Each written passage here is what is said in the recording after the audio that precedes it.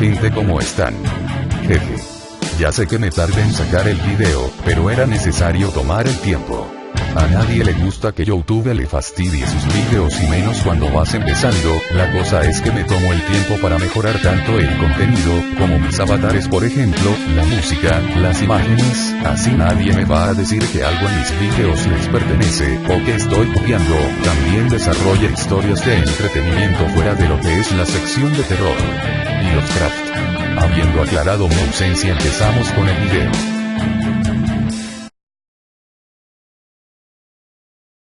Todos estos pseudo recuerdos venían acompañados de fuertes dolores de cabeza, y la clara sensación de que entre ellos y mi conciencia se alzaba alguna barrera psicológica. Cuando tímidamente confiaba mis impresiones a los demás, observaba que reaccionaban de la manera más diversa. Casi todos me miraban con desconfianza. Los matemáticas, en cambio, me hablaban de los últimos adelantos de la ciencia que cultivaban, de la teoría de la relatividad, que entonces solo era conocida en los medios científicos, pero que más adelante llegaría a ser mundialmente famosa. Según decían, el Dr. Albert Einstein había logrado reducir el tiempo a una simple dimensión. Sin embargo, los sueños y sentimientos turbadores se apoderaron de mí hasta tal extremo que en 1915 me vi obligado a abandonar mis actividades docentes. Algunas de mis sensaciones anormales fueron tomando un cariz inquietante. En ocasiones, por ejemplo, me sentía dominado por la convicción de que, en el curso de mi amnesia, me había sobrevenido un cambio espantoso, que mi segunda personalidad procedía, sin duda, de regiones ignoradas, como si una fuerza desconocida y remota se hubiera aposentado en mí, mientras mi verdadera personalidad era desplazada de mi propio interior. Este es el motivo de que entonces me entregase a vagas y espantosas especulaciones sobre cuál habría sido el paradero de mi auténtica mismidad durante los años en que el intruso había ocupado mi cuerpo. La singular inteligencia y la extraña conducta de ese intruso me turbaban cada vez más, a medida que me enteraba de nuevos detalles, a través de conversaciones, periódicos y revistas. Las rarezas que tanto habían desconcertado a los demás parecían armonizar terriblemente con ese trasfondo de conocimientos impíos que emponzoñaba los abismos de mi subconsciente. Me dediqué a investigar todos los datos y examiné escrupulosamente los estudios y los viajes efectuados por el otro durante mis años de oscuridad. No todas mis inquietudes eran de índole especulativa. Los sueños, por ejemplo, eran cada vez más vívidos y detallados. Como sabía la opinión que merecían a la mayor parte de la gente, raras veces los mencionaba, excepto a mi hijo o a algún psicólogo de mi confianza. Pero finalmente comencé un estudio científico de otros casos de amnesia, con el fin de averiguar hasta qué punto las visiones que yo padecía eran características de esa afección. Con ayuda de psicólogos, historiadores, antropólogos y especialistas en enfermedades mentales, realicé un estudio exhaustivo que comprendía todos los casos de desdoblamiento de la personalidad recogidos en la literatura médica desde los tiempos de los endemoniados hasta el momento actual. Pero los resultados, más que consolarme, me inquietaron doblemente. No tardé mucho tiempo en comprobar que mis sueños diferían radicalmente de los que solían darse en los casos auténticos de amnesia. No obstante, descubrimos unos pocos casos que me tuvieron desconcertado durante años por su semejanza con mi propia experiencia. Algunos no eran más que relatos fragmentarios de antiguas historias populares. Otros eran casos registrados en los anales de la medicina. En una o dos ocasiones, se trataba únicamente de confusas referencias entremezcladas con historias bastante vulgares por lo demás. De este modo averiguamos que, pese a la rareza de mi afección, se habían presentado casos análogos, a largos intervalos, desde los mismos orígenes de la historia. A veces, en un período de varios siglos se presentaban 1, 2 y hasta 3 casos. A veces, no se presentaba ninguno. Al menos, ninguno de que quedase constancia. En esencia, se trataba siempre de lo mismo. Una persona de alto nivel intelectual se veía dominada por una segunda naturaleza que le obligaba a llevar, durante un período más o menos largo, una existencia absolutamente extraña, caracterizada al principio por una torpeza verbal y motora, y más tarde por la adquisición masiva de conocimientos científicos, históricos, artísticos y antropológicos. Este aprendizaje se llevaba a cabo con un entusiasmo febril y denotaba una prodigiosa capacidad de asimilación. Luego, el sujeto regresaba a su propia personalidad, que, en lo sucesivo, se veía atormentada por unos sueños vagos, indeterminados, en los que latían recuerdos fragmentarios de algo espantoso que había sido borrado de su mente. La enorme semejanza de aquellas pesadillas con la mía, incluso en algunos detalles insignificantes, no dejaba lugar a dudas sobre su íntima relación. En 2 de aquellos casos por lo menos, se daban ciertas circunstancias que me resultaban familiares, como si, a través de algún medio cósmico inimaginable, hubiera tenido noticia de ellos. En otros, se mencionaba claramente un desconocido artefacto, idéntico al que había estado en mi casa antes de mi regreso a la normalidad. Otra cosa que llegó a preocuparme durante la investigación fue la frecuencia con que ciertas personas no afectadas por dicha enfermedad sufrían parecida clase de pesadillas. Estas últimas personas eran mayormente de inteligencia mediocre o inferior, y algunas tan primitivas, que no se las podía considerar como vectores aptos para la adquisición de una ciencia y unos conocimientos preternaturales. Durante un segundo, se veían inflamados por una fuerza ajena, pero enseguida volvían a su estado anterior, quedándoles apenas un recuerdo débil, evanescente, de horrores inhumanos. En los últimos 50 años se habían presentado por lo menos 3 casos de estos. Uno de ellos hace tan solo 15 años. ¿Acaso se trataba de una entidad desconocida que tanteaba a ciegas, a través del tiempo, desde el fondo de algún abismo insospechado de la naturaleza?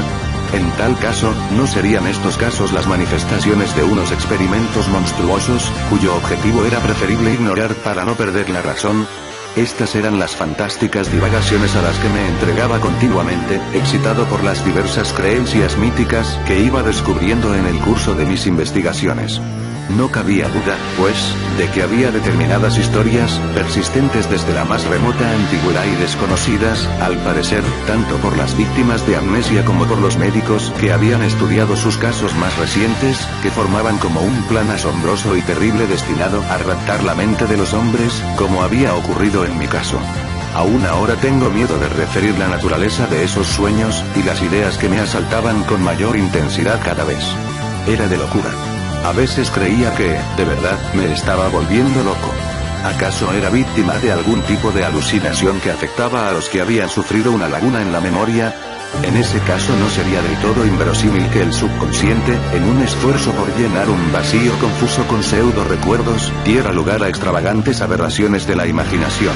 Aunque yo me inclinaba más bien por una interpretación basada en los mitos populares, las teorías basadas en dichos esfuerzos del subconsciente gozaban de mayor preponderancia entre los alienistas que me ayudaban en mi búsqueda de casos similares al mío, y que compartieron mi asombro ante el exacto paralelismo que solíamos descubrir. Para los psiquiatras mi estado no podía diagnosticarse como verdadera enfermedad mental, sino más bien como trastorno neurótico. De acuerdo con las normas psicológicas más científicas, alentaron todo intento por mi parte de buscar datos que aportaran alguna luz en este asunto. En vez de pretender inútilmente soslayarlo, yo tenía en cuenta, especialmente, la opinión de aquellos médicos que me habían estudiado durante el tiempo que estuve dominado por la otra personalidad. Mis primeros trastornos no fueron de índole visual, sino que se relacionaban con las cuestiones abstractas que ya he mencionado. Y experimenté, también al principio, un sentimiento vago y profundo de inexplicable horror. Consistía en una extraña aversión a contemplar mi propia figura, como si temiese que mis ojos fueran a descubrir algo ajeno e inconcebiblemente repugnante.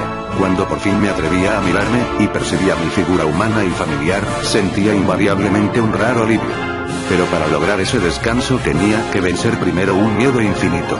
Evitaba los espejos por sistema, y me afeitaba en la barbería. Pasé mucho tiempo sin relacionar estos sentimientos inquietantes con las visiones fugaces que pronto comenzaron a asaltarme cada vez más, y la primera vez que lo hice, fue con motivo de la extraña sensación que tenía de que mi memoria había sido alterada artificialmente. Tenía la convicción de que tales visiones poseían un significado profundo y terrible para mí, pero era como si una influencia externa y deliberada me impidiese captar ese significado. Luego, empecé a sentir esas anomalías en la percepción del tiempo, y me esforcé desesperadamente por situar mis visiones oníricas en sus correspondientes coordenadas tempoespaciales. Al principio, más que horribles, las visiones propiamente dichas eran meramente extrañas. En ellas, me hallaba en una cámara abovedada cuyas elevadísimas arquivoltas de piedra casi se perdían entre las sombras de las alturas. Cualquiera que fuese la época o lugar en que se desarrollaba la escena, era evidente que los constructores de aquella cámara conocían tanta arquitectura, por lo menos, como los romanos. Había ventanales inmensos y redondos, puertas rematadas en arco y pedestales o altares tan altos como una habitación ordinaria. Sobre los muros se alineaban vastos estantes de madera oscura, con enormes volúmenes que mostraban incomprensibles descripciones jeroglíficas en sus lomos. En su parte visible, los muros estaban construidos con bloques en los que había esculpidas unas figuras curvilíneas, de diseño matemático, e inscripciones análogas a las que mostraban los enormes libros. La sillería, de granito oscuro, era de proporciones megalíticas. Los sillares estaban tallados de forma que la cara superior, convexa, encajaba en la cara cóncava inferior de los que descansaban encima. No había sillas, pero sobre los inmensos pedestales o altares había libros desparramados, papeles, y ciertos objetos que tal vez fuesen material de escritorio. Un recipiente de metal purpúreo, curiosamente adornado, y unas varas con la punta manchada. A pesar de la gran altura de dichos pedestales, sin saber cómo, los veía yo desde arriba. Algunos de ellos tenían encima grandes globos de cristal luminoso que servían de lámparas, y artefactos incomprensibles, construidos con tubos de vidrio y varillas de metal. Las ventanas, acristaladas, estaban protegidas por un enrejado de aspecto sólido. Aunque no me atrevía a asomarme por ellas, desde donde me encontraba podía divisar macizos ondulantes de una singular vegetación parecida a los helechos. El suelo era de enormes losas octogonales. No había ni cortinajes ni alfombras. Más adelante tuve otras visiones.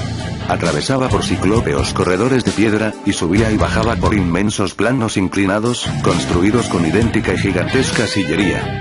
No había escaleras por parte alguna, ni pasadizo que no tuviera menos de 10 metros de ancho. Algunos de los edificios, en cuyo interior me parecía flotar, debían de tener una altura prodigiosa. Bajo tierra había, también, numerosas plantas superpuestas, y trampas de piedra, selladas con flejes de metal, que hacían pensar en bóvedas aún más profundas, donde acaso moraba un peligro mortal. En tales visiones tenía la sensación de hallarme prisionero, y en torno a mí flotaba un horror desconocido. Me daba la impresión de que los burlescos jeroglíficos curvilíneos de los muros habrían significado la perdición de mi espíritu, de haberlos sabido interpretar. Luego, andando el tiempo, empecé a soñar con grandes espacios abiertos. Desde los ventanales redondos y desde la gigantesca terraza del edificio, contemplaba extraños jardines, y una enorme extensión árida, con una alta muralla ondulada, a la que conducía una rampa más elevada que las demás. A uno y otro lado de las vastas avenidas, que medirían unos 70 metros de anchura, se aglomeraba un sinfín de edificios gigantescos, cada uno de los cuales poseía su propio jardín. Estos edificios eran de aspecto muy variado, pero casi ninguno de ellos tenía menos de 300 metros de alto, ni más de 60 metros cuadrados de superficie. Algunos parecían realmente ilimitados. Sus fachadas superaban sin duda los 1000 metros de altura, perdiéndose en los cielos brumosos y grises. Todas las construcciones eran de piedra o de hormigón, y la mayor parte de ellas pertenecía al mismo estilo arquitectónico curvilíneo del edificio donde me encontraba yo. En vez de tejado, tenían terrazas planas cubiertas de jardines y rodeadas de antepechos ondulados. Algunas veces las terrazas eran escalonadas, y otras, quedaban grandes espacios abiertos entre los jardines. En las enormes avenidas me pareció vislumbrar cierto movimiento, pero en mis primeras visiones me fue imposible precisar de qué se trataba. En determinados parajes llegué a descubrir unas torres enormes, oscuras, cilíndricas, que se elevaban muy por encima de cualquier otro edificio. Su aspecto las distinguía radicalmente del resto de las construcciones. Se hallaban en ruinas y, a juzgar por ciertas señales, debían ser prodigiosamente antiguas. Estaban construidas con bloques rectangulares de basalto, y en su extremo superior eran ligeramente más estrechas que en la base. Aparte de sus puertas grandiosas, no se veía el menor rastro de ventana o abertura. Asimismo, observé que había otros edificios más bajos, todos ellos desmoronados por la acción erosiva de un tiempo incalculable, que parecían una versión arcaica y rudimentaria de las enormes torres cilíndricas. En torno a todo este conjunto ciclópeo de edificios de sillería rectangular, se cernía un inexplicable halo de amenaza, análogo al que envolvía a las trampas selladas. Los jardines eran tan extraños que casi causaban pavor. En ellos crecían desconocidas formas vegetales que sombreaban amplios senderos flanqueados por monolitos cubiertos de bajorrelieves. Predominaba una vegetación criptógama que recordaba a una especie de helechos descomunales, unos verdes y otros de un color pálido enfermizo, como los hongos. Entre ellos se alzaban unos árboles inmensos y espectrales que parecían calámites, y cuyos troncos, semejantes a cañas de bambú, alcanzaban alturas increíbles. También había otros empenachados, como sicas fabulosas, y arbustos grotescos de color verde oscuro, y otros mayores que, por su aspecto, podrían tomarse por coníferas.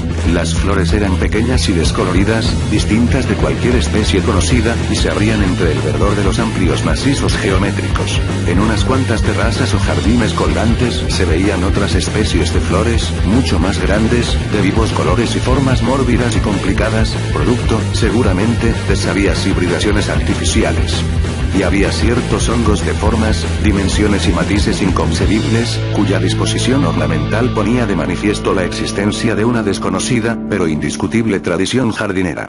En los grandes parques parecía como si se hubiese procurado conservar las formas irregulares y caprichosas de la naturaleza.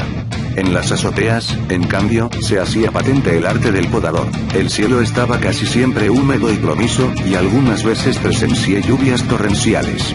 De cuando en cuando, no obstante, aparecían fugazmente el sol, un sol inmenso, y la luna, que era distinta de la nuestra, aunque nunca llegué a apreciar en qué consistía la diferencia. De noche, rara vez se despejaba el cielo lo suficiente para dejar a la vista las constelaciones, pero cuando esto sucedió, me resultaron casi totalmente irreconocibles. Sus contornos recordaban a veces los de las nuestras, pero no eran iguales. A juzgar por la posición de unas pocas que logré situar, debía hallarme en el hemisferio sur de la Tierra, no muy lejos del trópico de Capricornio. El horizonte se veía siempre brumoso, como envuelto en nieblas fantásticas, pero pude vislumbrar que, más allá de la ciudad, se extendían selvas de árboles desconocidos, calámites, lepidodendros, sigillarias, que, en la lejanía, parecían temblar engañosamente entre los vapores cambiantes del horizonte. De cuando en cuando, me parecía ver algún movimiento en el cielo, pero en mis primeras visiones no llegué nunca a determinar de qué se trataba. En el otoño de 1914 empecé a soñar que flotaba por encima de la ciudad y sus alrededores.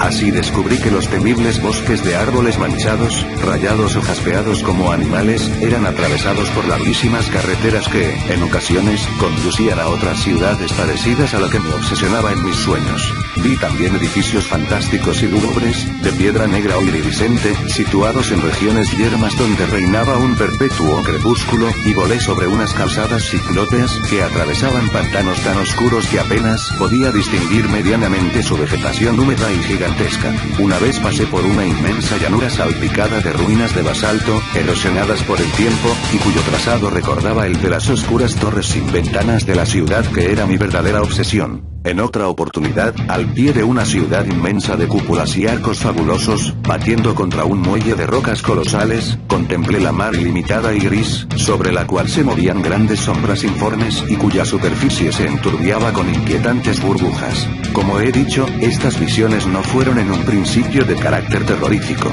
Sin duda, muchas personas han soñado cosas aún más extrañas, cosas que son el producto de una mezcla inconexa de detalles de la vida diaria, de cuadros y lecturas, fundidos fantásticamente por los caprichos de sueño.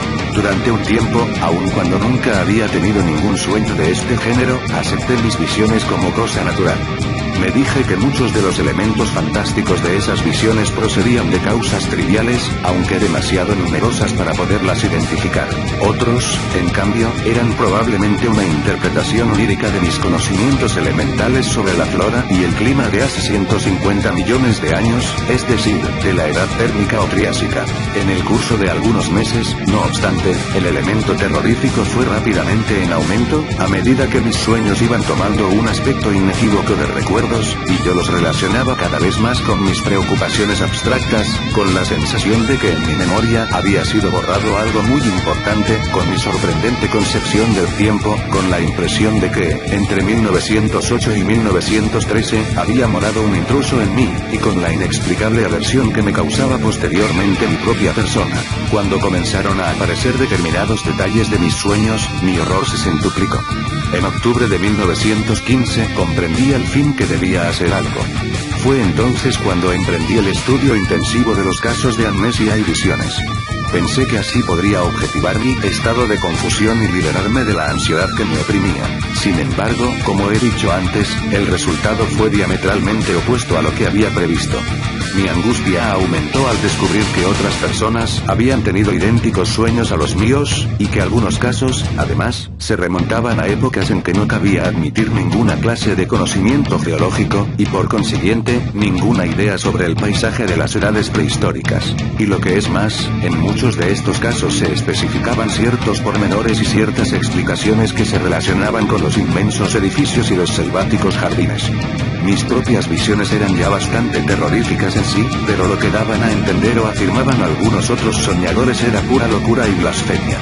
Lo peor de todo fue que la lectura de aquellas experiencias que contaban suscitó en mí nuevos sueños, aún más descabellados, y un presagio de revelaciones venideras. No obstante, casi todos los médicos me aconsejaron proseguir mi investigación. Estudié psicología sistemáticamente y, por las mismas razones que yo, mi hijo Ingate me secundó, iniciando entonces los estudios que le llevaron por último a la cátedra que ocupa actualmente. En 1917 y 1918 me matriculé en varios cursos especiales de la Universidad del Miskatonic. Entretanto, continué examinando infatigablemente infinidad de documentos médicos, históricos y antropológicos, lo que me obligaba también a efectuar diversos viajes a algunas bibliotecas apartadas para leer los libros sobre artes ocultas y prohibidas, en las cuales parecía tan febrilmente interesada mi segunda personalidad. Algunos de estos volúmenes eran, efectivamente, los mismos que había consultado yo durante mi período amnésico. Lo desconcertante de estos libros eran las anotaciones marginales y las correcciones en el texto, escritas en una caligrafía y un lenguaje que, en cierto modo, hacían pensar en algo ajeno por completo al hombre. Casi todas estas anotaciones estaban redactadas en las lenguas respectivas de los diferentes libros, lenguas que el misterioso glosador parecía conocer sobradamente, aunque de modo académico. Sin embargo, en el Unausprechlichen Kulten de von Kunst, figuraba una anotación que difería alarmantemente de las anteriores. Consistía en unos jeroglíficos curvilíneos, trazados con la misma tinta que las correcciones en alemán, pero en ellos no se reconocía ningún alfabeto humano. Y estos jeroglíficos eran asombrosa e inequívocamente análogos a los caracteres que constantemente se me aparecían en sueños, caracteres cuyo significado a veces, de manera fugaz, creía conocer o estaba a punto de recordar. Para completar mi total confusión, muchos bibliotecarios me aseguraron que, teniendo en cuenta mis anteriores indagaciones y las fechas en que había consultado los volúmenes en cuestión, era muy posible que todas estas notas hubiesen sido realizadas por mí durante mi estado de enajenación. Sin embargo, esto está en contradicción con el hecho de que yo ignoraba, y todavía ignoro, 3 de aquellos idiomas. Una vez reunidos los datos dispersos, antiguos y modernos, antropológicos y médicos, me encontré con una mezcla medianamente coherente de mitos y alucinaciones, cuya índole demencial me dejó completamente ofuscado. Solo una cosa me consolaba, el hecho de que tales mitos existieran desde tiempos remotos. No podía siquiera imaginar qué ciencia olvidada había sido capaz de introducir tan atinadas descripciones de los paisajes paleozoicos o mesozoicos en aquellas fábulas primitivas. Pero el caso es que allí estaban, y, por lo tanto, existía una base real sobre la que cabía elaborar un modelo fijo de alucinaciones. Bueno gente, hasta aquí el video, espero les gustará, pronto seguiré subiendo las demás partes, esta vez no tardaré tanto para el seguimiento de esta historia.